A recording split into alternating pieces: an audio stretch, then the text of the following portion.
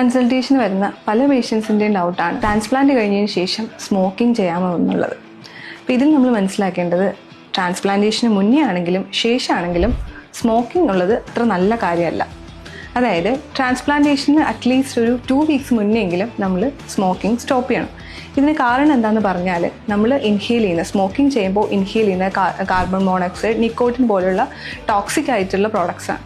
അപ്പോൾ ഇത് നമ്മുടെ ട്രാൻസ്പ്ലാന്റിന് മുന്നേ ആയിട്ട് ബോഡിയിൽ നിന്നും എലിമിനേറ്റ് ആവണം. അപ്പോൾ അതുകൊണ്ട് തന്നെ നമ്മളൊരു 1 to 2 വീക്സ് മുന്നേ സ്മോക്കിംഗ് സ്റ്റോപ്പ് ചെയ്യാനായിട്ടാണ് അഡ്വൈസ് ചെയ്യുന്നത്. ട്രാൻസ്പ്ലാന്റ് ചെയ്യുന്ന ടൈമിൽ സ്മോക്കിംഗ് സ്റ്റോപ്പ് ചെയ്തിട്ടില്ല എങ്കിൽ നമുക്ക് ഡോണർ ഏരിയയിലെ എക്സ്ട്രാക്ഷൻ വളരെ ഡിഫിക്കൽട്ട് ആയിരിക്കും. കാരണം അവിടെ ബ്ലീഡിങ് ടെൻഡൻസി വളരെ കൂടുതലാണ്.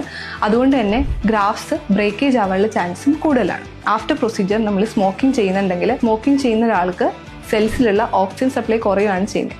അപ്പോൾ അതുകൊണ്ട് തന്നെ അത് ഹീലിങ്ങിനെ അഫക്റ്റ് ചെയ്യാനും ചാൻസ് ഉണ്ട്. അറ്റ്ലീസ്റ്റ് 2 വീക്സ് വരെയെങ്കിലും നമ്മൾ സർജറിക്ക് ശേഷം സ്മോക്കിംഗ് സ്റ്റോപ്പ് ചെയ്തിരിക്കണം. ഇപ്പോൾ സ്മോക്കിംഗ് ചെയ്യുന്ന ഒരാളുടെയും സ്മോക്കിംഗ് ചെയ്യാത്ത ഒരാളുടെയും ട്രാൻസ്പ്ലാന്റിൻ്റെ റിസൾട്ട് കമ്പയർ ചെയ്യുകയാണെങ്കിലും നമുക്ക് അതിലൊരു വ്യത്യാസം കാണാൻ പറ്റും. അപ്പോൾ സ്മോക്കിംഗ് ചെയ്യുന്ന ഒരാൾക്ക് റിസൾട്ട് വരാനായിട്ട് കുറച്ചുകൂടി ടൈം എക്സ്റ്റെൻഡ് ചെയ്ത് പോകാനുള്ള ചാൻസ് ഉണ്ട്. അപ്പോൾ പറ്റുകയാണെങ്കിൽ ഈ ട്രാൻസ്പ്ലാന്റ് ചെയ്യുന്നവർ സ്മോക്കിംഗ് ക്വിറ്റ് ചെയ്യുന്നെങ്കിൽ അത്രയും നല്ലതാണ്.